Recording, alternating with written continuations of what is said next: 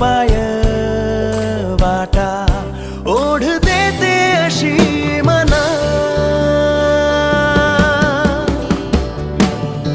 कोकणाची माती हळवी गोड नाती सौंदर्याचा तो खजिना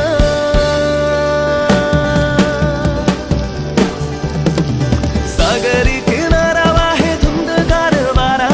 लाल परीचा तो असा प्रवास होणारा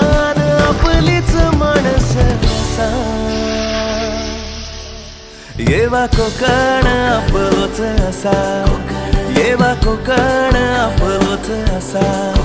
येवा कोकण आपलोच